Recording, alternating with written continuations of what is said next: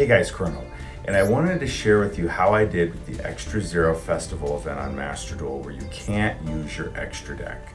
I decided to go with something I already had built, which was the Royal Monarchs. I've had a lot of success with this deck before, it's super fun, and what's great about this build, and again, big shout outs to KCS Games because he's the one who showed it to me, it doesn't brick. Now, I've tweaked it to make it my own by incorporating the Eldlich package in it. And I also have adjusted the ratios just a bit with some of the Monarchs that I use. And I've noticed that I just don't brick with this like I do if I play regular pure Monarchs. And so what's so great about this, the Eldlich card, it allows me to really deal with a lot of back row issues that I might run into. Caius, the Mega Monarch, allows me to banish, and then Karaz is great for the pop effect. And so, knowing that I've had success with this before, I thought, well, hey, why not try this for this event? Obviously, I'm expecting decks like Flunderies, Brave Token. I thought all of that was more than likely going to dominate the event, but I still thought, you know what, let's roll the dice and see how this does. And I was pleased, way more than I would have thought. So as you can see from my first matches that I had there, my first 20, I only lost 4 of them. Now my first match was against Brave Token, and I expected that to happen. He just was able to out-resource me. When I went against Cubics, no problem whatsoever there. Then I run into some more Brave Token stuff mixed with some other engines, which I thought was good. This was interesting where you equip a bunch of cards to power up a card and then you keep attacking with it. It's such an old tactic, but it works. It was very effective. The Phantasm one, I was really surprised I didn't run into this more, but I feel like the Royal Monarchs handle that deck no problem. I thought about UAs, honestly, because I love that deck. But again, the Royal Monarchs are already built for me. I do have most of UA built, but I thought the Royal Monarchs would be just that much stronger. Now, I did think that the Fire Hand, Ice Hand was a very gimmicky type thing to deal with. But as long as I used Caius or I used Eldlich, I was able to get rid of those cards okay. So that's where those two cards in my engine work so well. Now, as you can see, I faced that equip and power up your monster cards, that deck quite a bit. But what's nice is with every deck that I faced, I was able either to have a break-even record, that includes Flunderies as you can see on the screen there, or even Brave Token, which really surprised me. I was very pleased that I was actually able to make that work as well as I did, because I just went into this thinking, well, let's have fun with the Royal Monarchs and see what happens. And it ended up performing beautifully, way more than I actually would have anticipated. Now, with the Kaiju decks that I ran into, I thought, it's nice, but it was honestly a little too slow.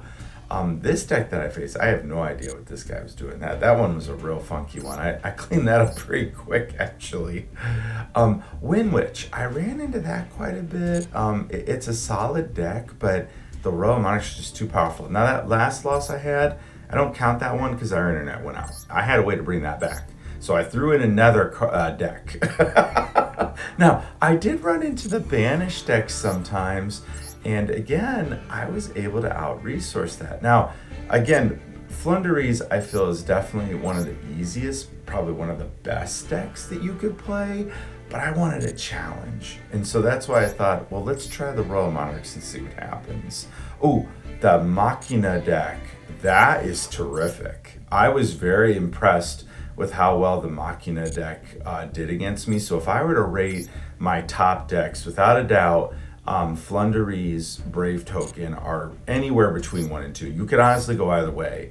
And then the Machina deck would definitely be number 3. At least in terms of what I ended up facing, that's how I felt when I looked at those decks. Now again, Toon World, you've seen that a few times now if you've been looking at the deck profiles that I've been showing you. Toon World was okay. I mean, it wasn't difficult, but I felt like I handled it just fine. In fact, I didn't even lose to it when I win against it. Now, the Exodia builds that I went against, I ended up doing just fine against them. And even if it looks like they're about to beat me, I still run the dice, or roll the dice. Now, that last deck profile was interesting. It was all about using normal monsters with normal spell cards, even the pendulum cards. It was funky, but, and he almost pulled out the win against me, but I was able to make it work. And more than likely with that Eldlich engine. Surprised by the DDs. I don't feel this is the best event for them because they do need that extra deck so much. So I was very surprised to see that somebody was trying to play that.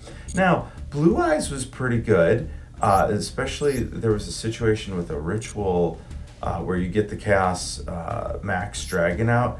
That puts in work if I have my cards in defense, because there were some times where I wanted to make sure I didn't get OTK'd by Flunderies because of how well it swarms the board.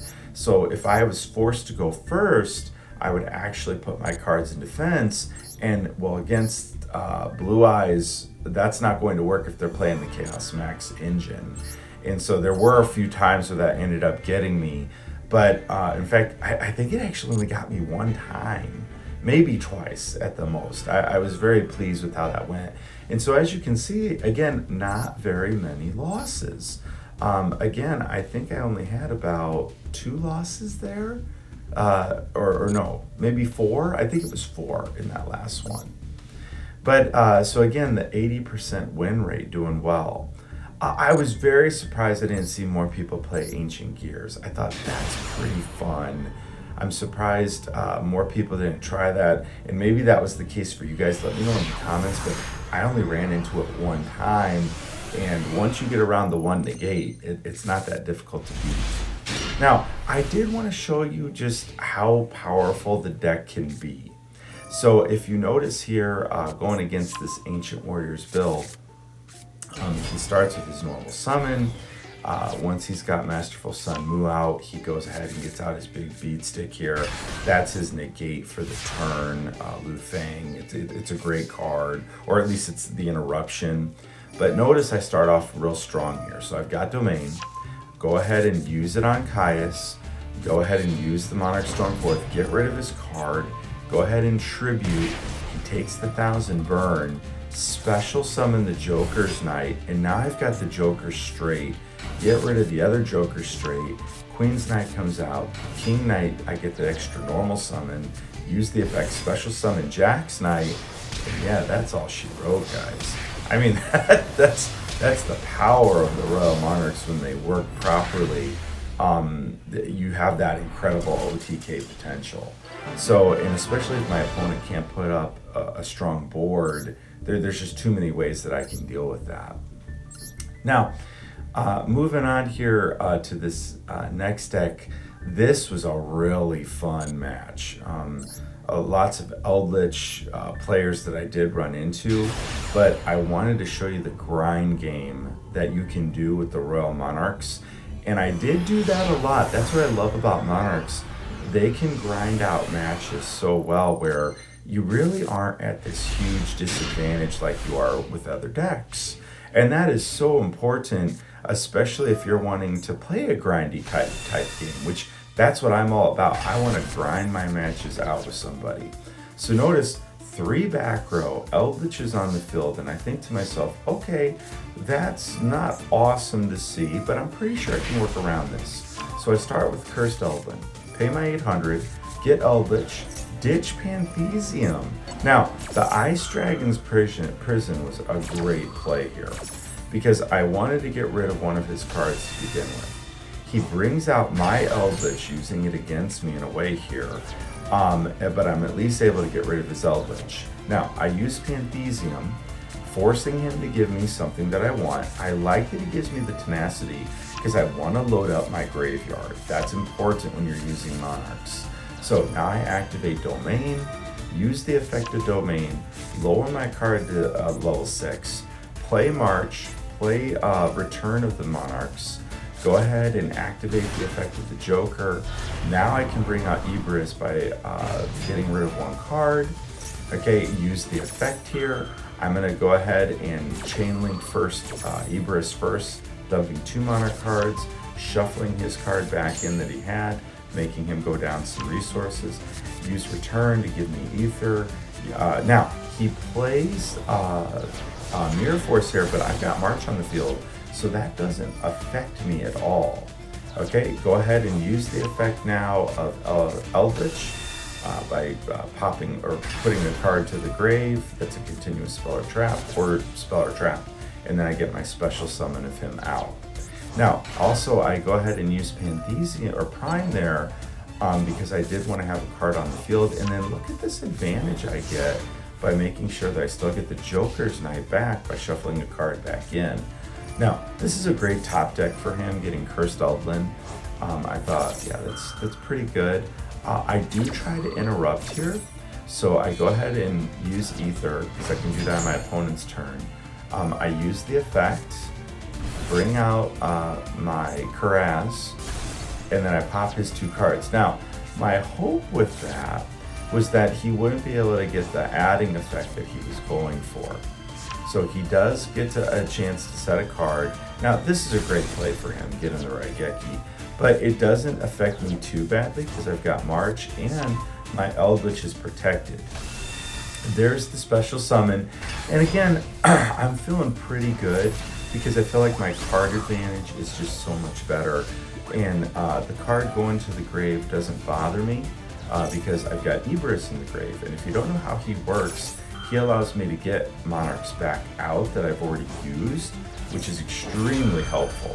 Now, of course, Eldlich is going to be able to do exactly what I'm trying to do with the Royal Monarchs. They can grind. You know, they have a way to make sure that they have their cards come back out if they need to. So notice he's building the field. Everything's going the way he probably wants it to in terms of, you know, trying to get that control back that he's wanting. So I go ahead and I tribute here. And the full reason I tributed is I wanted the effect of return. Because I've got that on the field, if I tribute, I can add a card to the hand. So I add Caius, and the reason for that, I want to banish the Eldlich. If I can get rid of that, that's going to put in major work. Now, I do agree with this decision to pop return. It's just too good. So I go ahead and I attack in here. And I do wait on that because I've already done my tribute that turn. So I have to wait 1 turn for Caius. Okay, so here he comes now. He uses Scarlet Sanguine, brings out another Eldlich, just attacks in. I'm fine with that because the Joker's Knight, I get to use the effect on the end phase, and that puts in major work for me. I go ahead and use my own Scarlet Sanguine, and by doing that, I'm going to be able to bring out Ibris. That's what's awesome about this deck, is I can use other zombies, and so that's why that's never just a dead card, because I have other ways that I can use that. Notice I shuffle back in the Karaz, which is really good for that pop effect. Yes, it gives my opponent a draw, but there's times where that puts in so much different work. So right away he goes ahead and chains when I try to use Domain's effect here. I go ahead and use Ibris' effect because I do want to be able to get a card out, and then I use my own Scarlet Sanguine effect. So this is going to resolve backwards. So first I get to set my cards, so I go ahead and set Conquistador of the Golden Land. I get Ether back to the hand. He's going to get his special summon here, and that's fine. Okay, and then I'm able to go ahead and use it here. So I go ahead and tribute. Now you might be thinking, why not to 2? I wanted to see what the back row would do. Because you're probably thinking, why didn't I tribute the other Mega Monarch on the field? Because I wanted to see what he was going to do here, and notice it fizzles. Now, my card is still okay because I have March on the field. Yeah, the Eldliches go, but I can just bring them right back. So I'm not worried about that whatsoever. So go ahead and use the effect here. I'm going to get the special summon of a zombie monster. Perfectly fine with me. I go ahead and use the Joker's Knight now, send in the Queen's Knight. There's the special summon. Now I can go ahead and start attacking. I go ahead and attack with the Mega Monarch first because it gets the power up when it's attacking from the field spell. And notice that my opponent is down to 2,500. So I'm feeling really good about that. I go ahead and activate Prime just to build that field presence. Then I go ahead and get rid of Conquistador of the Golden Lands, setting the Scarlet Sanguine. I really feel like this duel showcases everything that this deck is capable of doing. That's why the Royal Monarchs are it's a fun build, guys. One that I know that you guys would enjoy like I do. So now notice here I've got Ether in the hand. I use the effect. I'm going to go ahead and tribute the Caius because I can always get him back. Use the effect now. I'm going to send 2 Monarch Spell or Trap cards to the grave. And I want to get out Karaz here. And the reason being, I saw what he just set, and that's got to go. So he does get the draw effect. And notice that's a huge sign to me for him to get rid of that trap card there. I mean, because that's a powerful trap card. That trap card puts in huge work. For him to get rid of that, I thought, oh, he must be low on resources here. This is a good situation for me. So goes ahead and gets his effect out, sets his cards, and this is where things really end up changing for me, was the Vanity's Ruler. As soon and I only play 1, and it's great for this situation right here, where I'm going against a deck where he has to have special summoning in order for it to work. But there's quite a bit in this format that didn't need that. So I think this was the right decision to have the Vanity's Ruler at 1, because it does come up like it does here in this situation.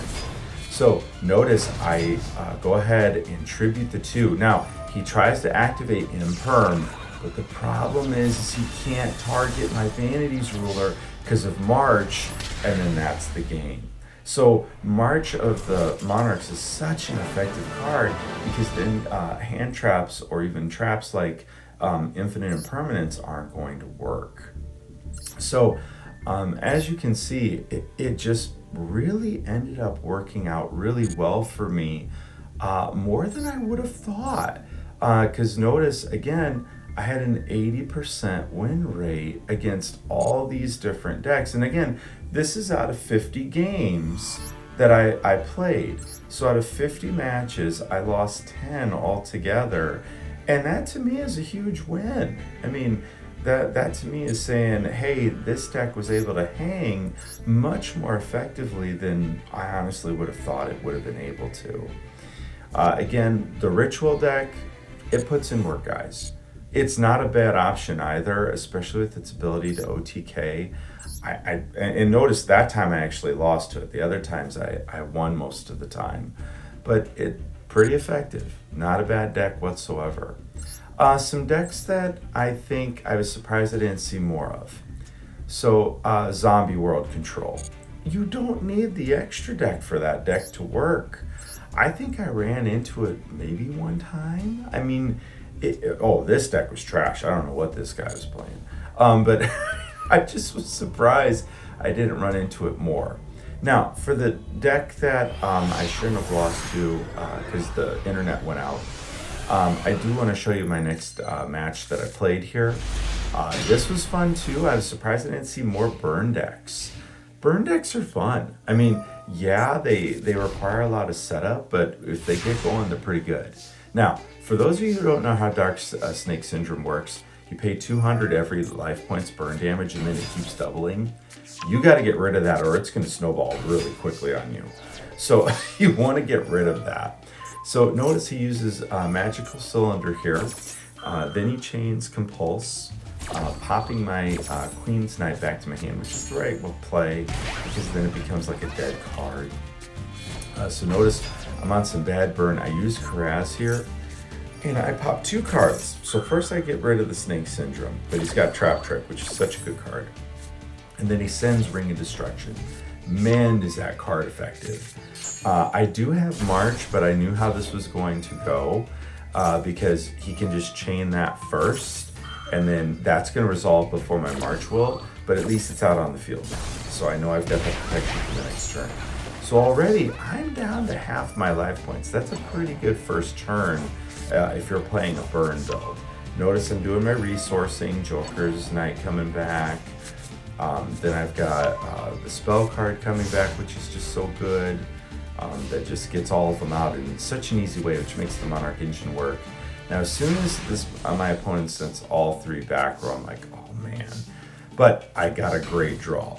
Now I did set a card because I'm thinking, well, most of my cards probably have to be face up for his stuff to work.